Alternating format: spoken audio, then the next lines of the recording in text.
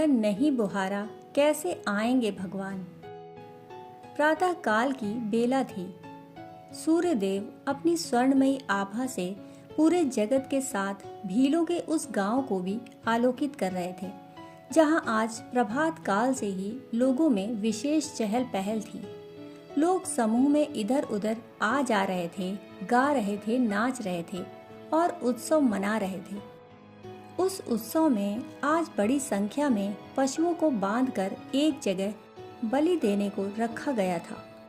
दरअसल किसी कन्या के विवाह के अवसर पर भील समुदाय में पशु वध की विशेष परंपरा सदियों से चली आ रही थी।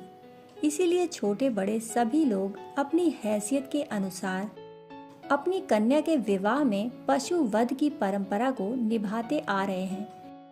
पशुओं के मांस को शादी में विशेष व्यंजन के रूप में परोसा जाता था और फिर आज तो किसी साधारण भील की नहीं, बल्कि भील जनजाति की मुखिया की बेटी का विवाह था।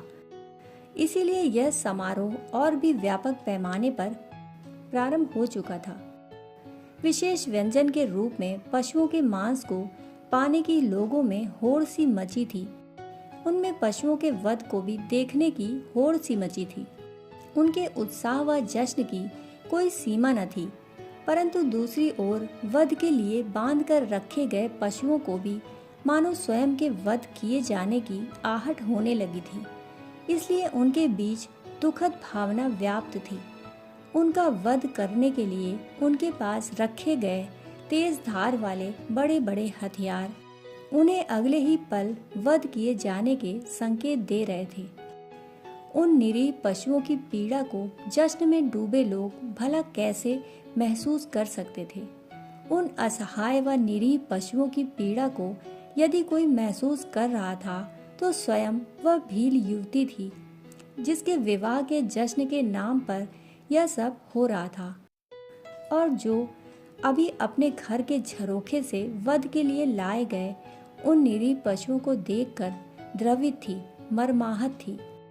वह सोच रही थी कि एक तरफ उत्सव का वातावरण है तो दूसरी ओर शोक का वातावरण। भला यह कैसी विडंबना है, कैसी परंपरा है यह। हे प्रभु, आप इन निरीह पशुओं की रक्षा करें। और हाँ, यदि विवाह में इन पशुओं का वध करना एक अनिवार्य परंपरा है तो मुझे विवाह करना ही नहीं। वास्तव में वहां वध के लिए रखे गए निरीह पशुओं की नियति को जानकर उस कन्या का हृदय भाव संवेदना से भर उठा। उसके मन में सांसारिक जीवन से ही वैराग्य हो गया। वह सोचने लगी कि मैं ऐसी परंपरा का हिस्सा नहीं हो सकती। मैं जब विवाह ही नहीं करूंगी तो फिर इस परंपरा के निर्वाह का प्रश्न ही कहाँ होगा। ऐसा सोचती हुई विवाह के विशेष परिधान में सजी संवरी वह युवती अपने घर से बाहर निकल उस समारोह में पहुंच गई, जहां सभी नाच गा रहे थे, जहां पशुओं के वध को रखे हथियारों की धार को और भी तेज किया जा रहा था। उस युवती ने अपने पिता व सर्व समुदाय के समक्ष ऐसी परंपरा का हिस्सा नहीं बनने के साथ साथ विवाह करने से भी इनकार कर दिया। वह गृह त्याग कर जंगल की ओर प्रस्थान कर गई। कौन थी वह युवती जो भाव संवेदना से भरी थी और मूढ़ परंपराओं के खिलाफ थी? वह कोई और नहीं बल्कि भील जनजाति के मुखिया की बेटी शबरी थी, जो आगे चलकर अपनी भाव संवेदना, गुरु सेवा व निश्चल भक्ति के कारण भगवान का साक्षात्कार करने में सफल हो सकी। वह भीलनी युवती गृह त्याग के पश्चात जंगल में रहकर तप साधना करने वाले ऋषियों की सेवा करने लगी। एक दिन वह मतंग वन में घूमती हुई मतंग मुनि के सुंदर आश्रम में जा पहुंची। जाति के आधार पर तथाकथित धार्मिक समाज से उपेक्षित व ठुकराई हुई शबरी ने मतंग मुनि के चरणों में सिर रख दिया और उनसे शरण मांगी। शबरी की आंखों से बहती हुई श्रद्धा व भक्ति की पवित्र आंसुओं की धार को देखकर ब्रह्मज्ञानी मतंग मुनि को यह समझते देर नहीं लगी कि यह कोई साधारण युवती नहीं है। यह तो श्रद्धा व भक्ति की सजीव प्रतिमूर्ति है।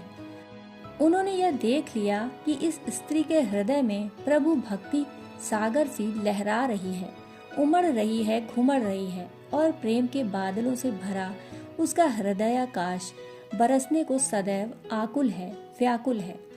ब्रह्म ज्ञानी मुनि ऐसी दिव्य आत्मा को शरण देने से भला कैसे इनकार कर सकते थे। सो ब्रह्म ज्ञानी मुनि ने उन्हें शरण दी और भक्ति का ज्ञान दिया। भगवान के चरणों में उसके निश्चल प्रेम को देखकर उन्होंने उसे गुरु दीक्षा दी और नित्य निरंतर भगवत उपासना करते रहने का आदेश भी। अंत समय में परम धाम जाने से पहले उन्होंने शबरी को आदेश दिया, तुम यहीं रहना, यहाँ रहकर भगवान की उपासना करना। एक दिन भगवान श्री राम व लक्ष्मण यहाँ अवश्य पधारेंगे और तुम्हें उनका साक्षात दर्शन प्राप्त हो सकेगा। श्री राम साक्षात परम ब्रह्म हैं, उनका दर्शन पाकर तुम्हारा जीवन सफल हो जाएगा। इस प्रकार सद्गुरु ने शबरी के हृदय में पूर्व से जल रही भक्ति की लौ को अपने ज्ञान से और भी दीप्त कर दिया। अपनी निरंतर उपासना से, आराधना से वह अपने हृदय में प्रदीप्त भक्ति की अग्नि में श्रद्धा, प्रेम, सेवा, संचय की नित्य निरंतर आहुतियां देती रही, उसे प्रदीप्त किए रही, उसे धधकाती रही। उस अग्नि में उसके पूर्व व वर्तमान जन्मों के कर्म संस्कार भस्मीभूत होते रहे और शबरी का व्यक्तित्व कुंदन बन चमकता रहा, निखरता रहा। उसकी आत्मा पूर्णिमा के चांद की तरह चमकती रही। वह अपने गुरु के आदेशानुसार प्रभु श्री राम के आगमन की प्रतीक्षा करती रही। पता नहीं प्रभु श्री राम कब पधारें। इस सोच के साथ वह सदा सजग रहती, प्रभु दर्शन को तत्पर रहती। भक्त को सदा सजग व तत्पर रहना ही पड़ता है। वह नित्य आश्रम के प्रवेश द्वार तक के मार्ग को अपने आंचल से बुहारती और उस मार्ग पर पुष्प बिछाती। ऐसा वह प्रतिदिन करती। ऐसा इसलिए क्योंकि उसे अपने गुरु के वचनों पर दृढ़ विश्वास था। यदि गुरु ने कहा है कि भगवान आएंगे और दर्शन देंगे तो ऐसा होगा ही। इसमें उसे कोई संदेह, कोई भ्रम नहीं था।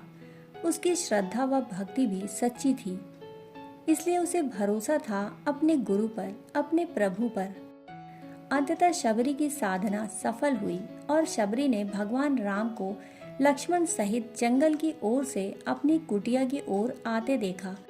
वह प्रेम में मग्न हो गई, मुख से वचन भी नहीं निकल रहा था। बार बार प्रभु के चरण कमलों में वह सिर नवा रही थी। उसने जल लेकर आदर पूर्वक दोनों भाइयों के चरण धोए और फिर उन्हें सुंदर आसनों पर बैठाया।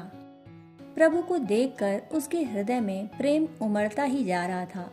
वह बोली, हे प्रभु, मैं किस प्रकार आपकी स्तुति करूं? मैं आपकी स्तुति करना भी तो नहीं जानती, फिर मैं अशिक्षित और अत्यंत मूढ़ भी हूँ। इसलिए हे नाथ, मैं आपकी पूजा उपासना भी तो करना नहीं जानती। शबरी की निश्चल भक्ति व प्रेम भरी बातें सुनकर प्रभु बोले, हे भामिनी, मेरी बात सुन। मैं तो केवल एक भक्ति का ही संबंध मानता हूँ, क्योंकि जात पात, कुल, धर्म, बड़ाई, धन, बल, कुटुंब, गुण और चतुरता, इन सब के होने पर भी भक्ति से रहित मनुष्य वैसा ही लगता है जैसे जलहीन बादल शोभाहीन दिखाई पड़ता है। तत्पश्चात भगवान श्री राम ने शबरी को नवधा भक्ति का उपदेश दिया। शबरी नवधा भक्ति में निष्णात हैं, हमें भी इसमें निष्णात होना ही होगा।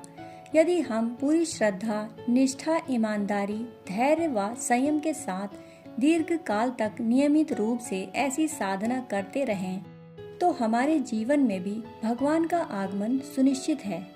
और भगवान का वह आगमन स्थूल अथवा सूक्ष्म किसी भी रूप में हो सकता है। वे ज्योति रूप में हमें दर्शन दे सकते हैं। वे हमारे अंदर प्रेम, ज्ञान व भाव संवेदना के रूप में भी अवतरित हो सकते हैं। वे हमारी आत्मा में आनंद के रूप में प्रकट हो सकते हैं। वे हमें दीन दुखियों के वेश में भी मिल सकते हैं। सच्चित आनंद रूप प्रभु हमारे अंदर प्रकट हो सकते हैं। अस्तु हम अपनी आत्मा के आंगन में नित्य सफाई किया करें, क्योंकि यदि हमने आंगन नहीं बुहारा तो फिर कैसे आएंगे भगवान। कहानी सुनने के लिए आपका बहुत बहुत आभार। फिर मिलते हैं ऐसी ही कहानियों के साथ। तब तक के लिए धन्यवाद।